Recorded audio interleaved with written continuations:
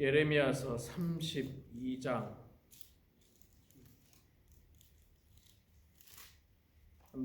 우리 1절에서 마지막 15절까지 말씀 볼 때에 15절까지만, 예레미야서 32장이 좀 길어서 15절까지만 볼 때에 제가 석절 읽고 우리 성도님들께서 한 절 읽고 교독하겠습니다. 32장 1절에서 15절까지 읽겠습니다. 먼저 제가 석절 읽습니다. 1절부터 5절까지 같이 있네요.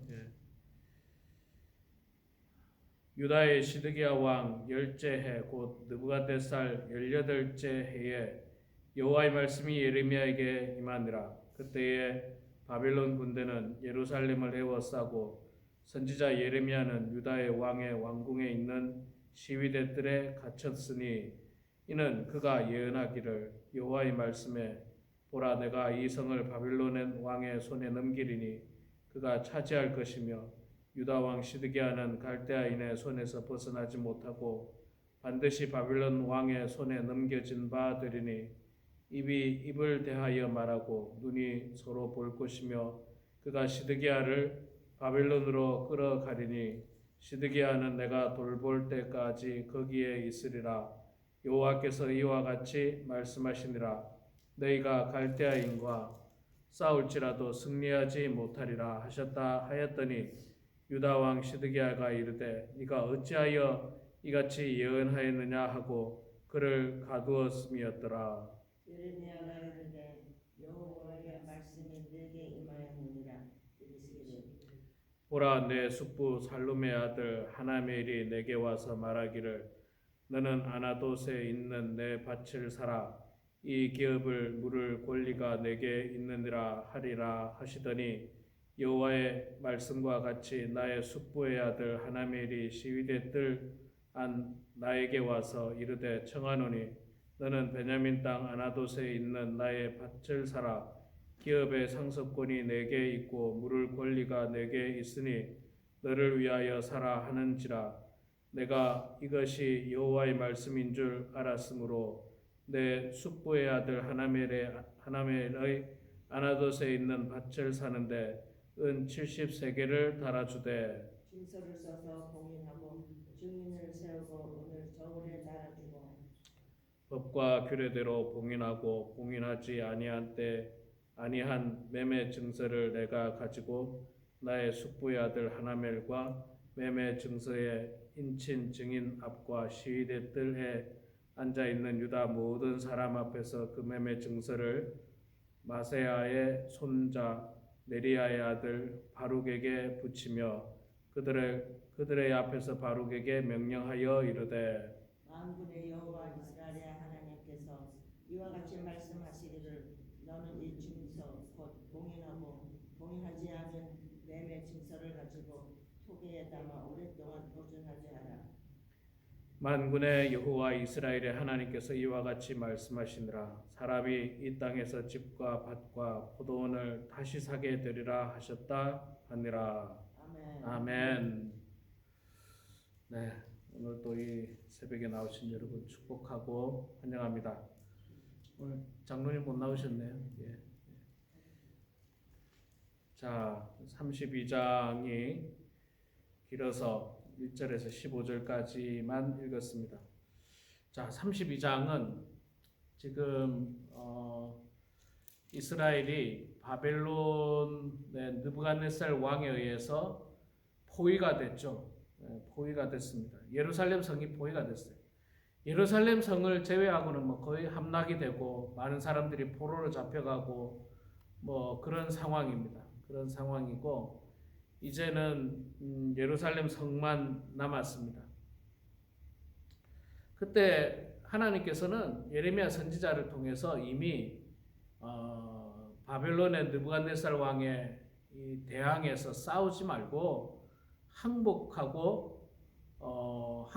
겁니다. 항복하라는 것이 하나님의 뜻이에요. 그리고 항복하고 나중에 후일을 도모하자, 이게 하나님의 뜻이었습니다.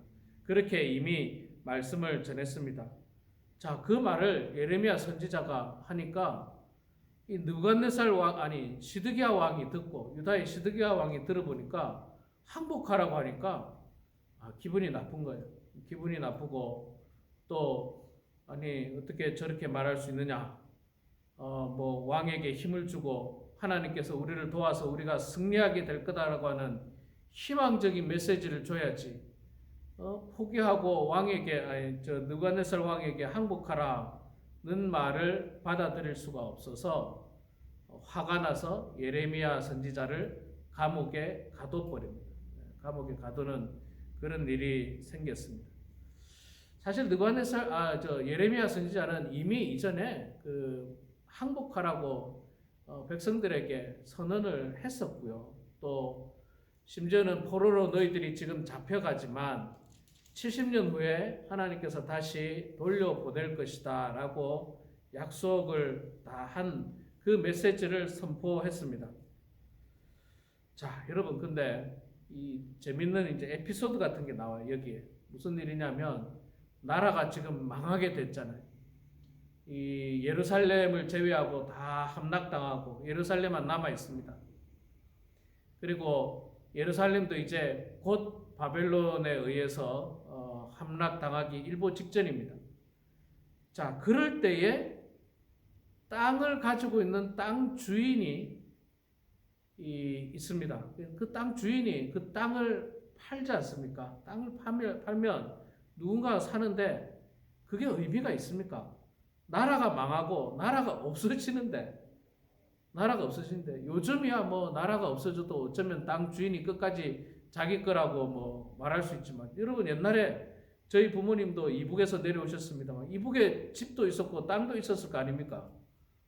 그거 뭐 어떻게 합니까? 다 놓고 나와야죠. 그게 놓고 나왔습니다. 놓고 나오고 70년이 됐어요. 지금 만약 돌아가면 내 땅이다 하면 주겠습니까? 주겠습니까? 아무도 안 주는 거예요. 자, 지금 무슨 말을 제가 하고 있느냐면 나라가 망할 때에 땅을 매매하는 거는 어떻습니까? 이거는 이해가 안 되는 거예요. 이해가 안 되고 그 매매를 사는 게 잘못된 거죠. 일반적으로 볼 때는 사는 게 잘못된 거예요. 파는 사람은 사기꾼에 가까운 거고 파는 사람은 그 정보를 알고 나라가 망할 거라는 정보를 알고 파는 사람은 좀 나쁜 사람인 것 같고 사는 사람이 어떻게 보면 어리석을 수 있습니다. 어리석을 수 있어요. 그런데 하나님께서 예레미야 선지자에게 70년 후에 돌아오게 될 거니까 땅 사라는 거예요. 땅 사라는 거예요. 자, 땅을 사라는 말은 무슨 말이냐면요. 하나님께서 예레미야 선지자에게 주셨던 메시지가 뭡니까? 너희들이 지금은 비록 포로로 잡혀가지만 나중에 다시 이 땅을 회복할 것이고 포로에서 돌아와서 여기에 주인이 될 것이다라고 하는 희망적인 메시지를 주고 있어요. 희망적인 메시지를 주고 있기 때문에 실망하지 말고 낙심하지 말고 땅 사라는 거예요. 하나님께서는 땅 사라고 합니다. 자, 여러분 이럴 때 땅을 파는 사람이 땅을 비싸게 팔겠습니까? 싸게 팔겠습니까? 일반적으로 보면 싸게 팔겠죠. 이걸 누가 비싸게 사겠습니까? 나라가 망하는 순간인데 싸게 팔 거예요. 그럼 싸게 샀습니다. 싸게 샀는데 나중에 나라가 회복이 되면 그 땅값이 오르겠죠. 상식적으로 보면 뭐 이게 뭐 모르겠습니다. 이런 예가 어떨는지 모르겠습니다. 우리 뭐라고 해야 됩니까? 부동산을 저는 뭐 땅을 사고 판 적은 없지만 만약에 내가 어떤 땅을 가지고 있습니다. 그런데 그 땅이 무슨 한국말로는 이제 그린벨트에 묶여가지고 전혀 개발할 수 없는 땅이에요. 그렇기 때문에 굉장히 싼 가격에 팔았는데 어떤 사람은 그 땅이 곧 그린벨트에서 풀려서 개발이 된다는 걸 알고 있는 거예요. 그러면 그 땅을 사겠습니까? 안 사겠습니까? 사겠죠. 싼 값에 사겠죠. 왜냐하면 그 사람은 나중에 여기가 회복되고 여기가 개발되고 그래서 결국에는 이 땅값이 굉장히 높게 책정이 될 거라는 걸 알기 때문에 싼 가격에 살 거예요. 그런 게 일반적인 게 일입니다. 일반적인 일. 그런데 그 땅을 파는 사람은 이게 개발될 거라고 생각을 못 하는 거예요. 수십 년 동안 그린벨트라고 하는데 묶여가지고 개발을 할 수가 없고 그냥 빈 땅으로 놀고만 있었던 그런 땅이니까 아유 빨리 처분해 버리자. 뭐 내가 살아있는 동안에 빨리 처분해서 조금이나마 나에게 도움이 되자. 그래서 팔 수도 있어요. 자, 지금 이스라엘 땅은요, 예루살렘 땅은 쓸모없는 땅이 되어가는 것처럼 보입니다. 나라가 망하니까. 그런 것처럼 보이지만 하나님께서는 결코 완전히 망하는 게 아니다. 나중에 돌아올 것이라고 하는 희망의 메시지를 주고 있어요. 그러니까 실망하지 말고 예레미야 선지자에게 그 땅 사라는 거예요. 그 땅을 사서 후일을 도모하라. 그렇게 말씀하고 있는 내용이 우리가 읽었던 32장 1절부터 15절의 말씀입니다. 이 말씀은 예레미야 선지자에게 주는 희망의 메시지를 뭔가 눈으로 보여주고 있는 거예요. 말씀으로만 하는 게 아니라 희망의 메시지를 눈으로 보여주고 있습니다. 사람들은 다 소망을 잃고 야 이제는 나라가 망하게 됐으니까 뭐 집도 필요 없고 밭도 필요 없고 포로로 잡혀가고 뭐 이제 다 엉망진창이 될 테니까 아이고 이제 모르겠다 이런 절망과 포기 가운데 있는 이스라엘 백성들에게 하나님께서는 예레미야 선지자를 통해서 희망의 메시지를 주고 있는 거예요. 그래서 예레미야에게 먼저 그 땅을 사라고 합니다. 희망적인 메시지를 가지고 그 땅을 사라고 말씀하고 예레미야 선지자는 하나님의 말씀대로 그대로 순종합니다. 그 땅을 사게 되죠. 그 땅을 삽니다. 세상적으로 보면 이해가 안 되는 내용이에요. 나라가 망하는데 왜 땅을 삽니까? 라고 세상적으로 보면 이해가 안 되지만 그러나 이게 하나님의 말씀이기 때문에 예레미야 선지자는 그 말씀대로 실천을 합니다.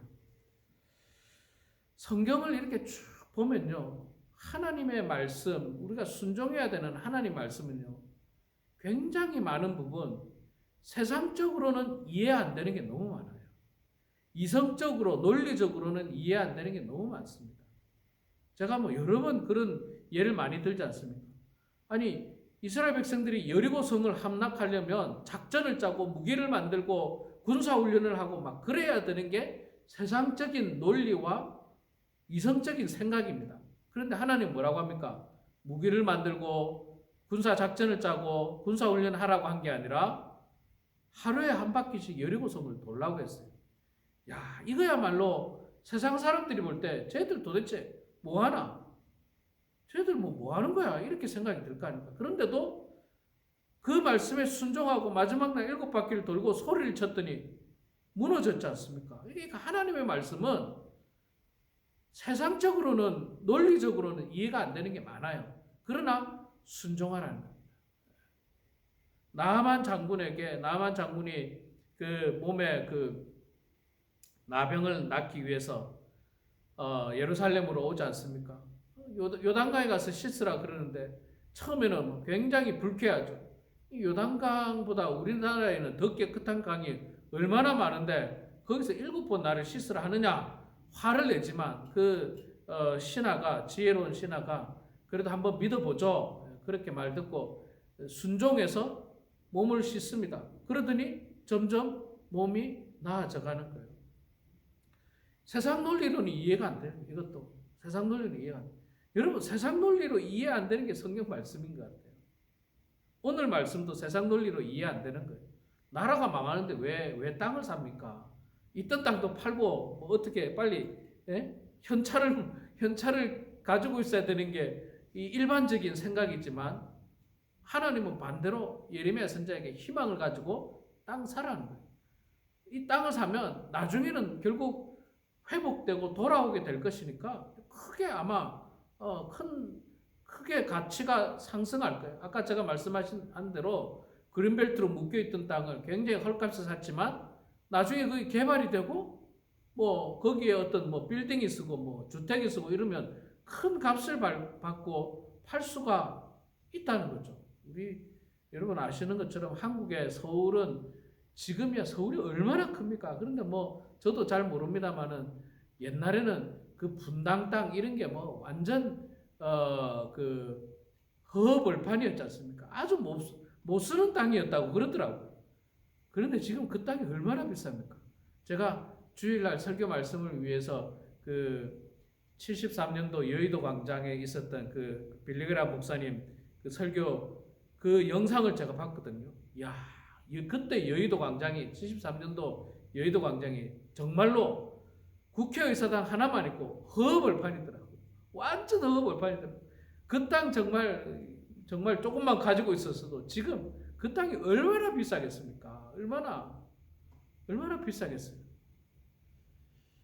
우리는 이제 모르니까 그걸 못 산 거죠. 뭐 돈도 없어서 뭐 못 살 수도 있지만 하나님께서는 앞을 내다보고 있지 않습니까?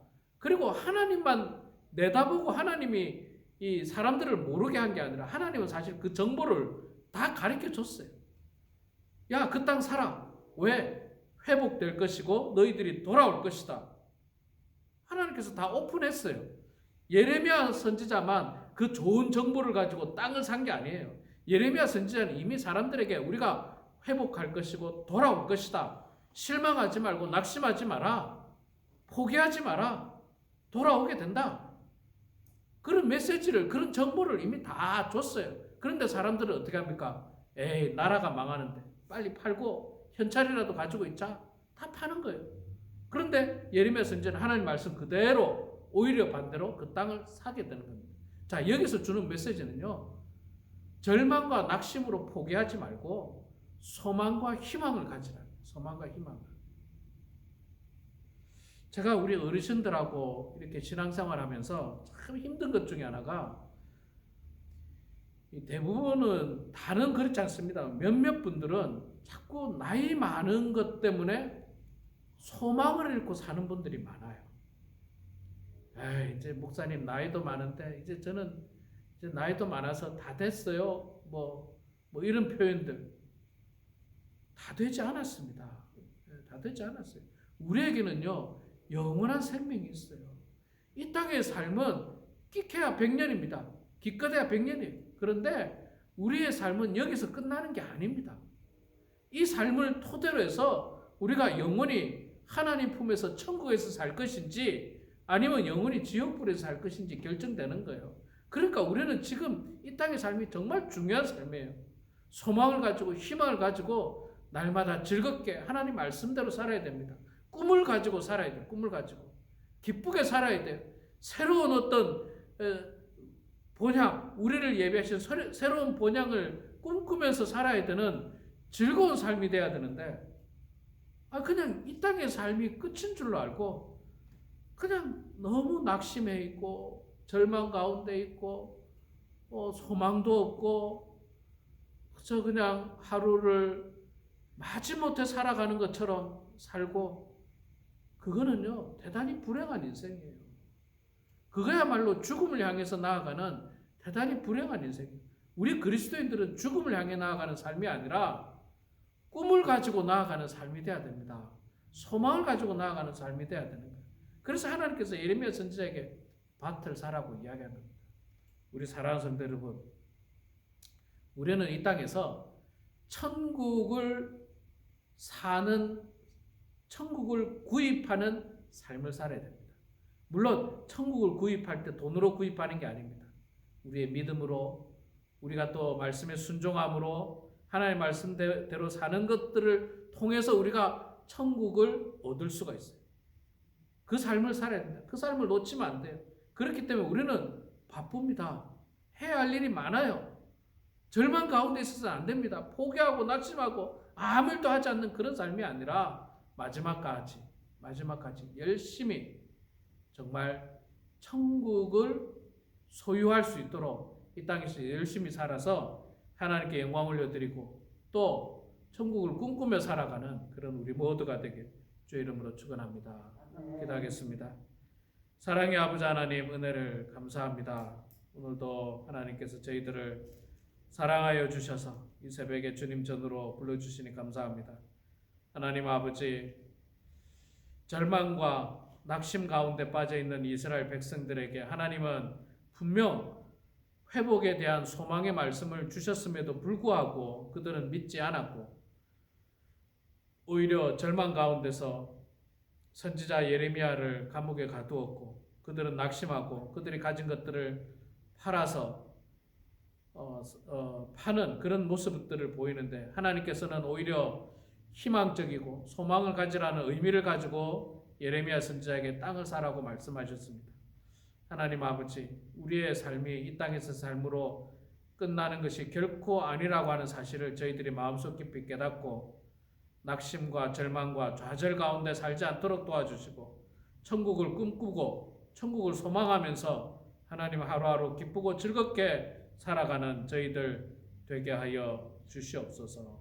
사랑의 아버지 하나님, 우리 범은 하나님께 사랑하는 모든 성도들 한 사람 한 사람 하나님께서 복 주시고 하나님께서 역사하여 주셔서 주님의 은혜 가운데 살게 하여 주시고 소망 가운데 살게 하여 주시고 날마다 천국을 꿈꾸면서 기쁘고 즐겁게 살아가는 성도들 다 되게 하여 주시옵소서. 비록 우리의 육신은 점점 약해지고 또 우리의 육신은 아픈 곳이 생기고 기능이 약해지지만 그러나 우리의 영혼은 날마다 새롭게 주님을 향하는 저희들 다 되게 하여 주시옵소서. 하나님, 연로하신 성도님들 주님 건강을 특별히 지켜주시고 이 땅에 살 동안 하나님 건강한 몸을 주셔서 마지막까지 열심히 말씀대로 살아가는 저희들 되게 하시고 세상적으로는 이해 안 될지 모르지만 그러나 그것이 하나님의 말씀이라고 한다면 그 말씀에 순종하며 살아가는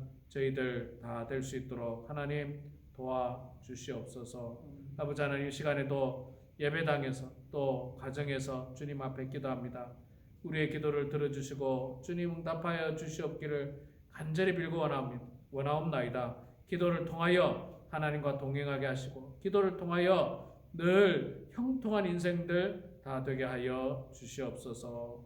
감사드리며 예수님의 이름으로 기도드리옵나이다. 아멘.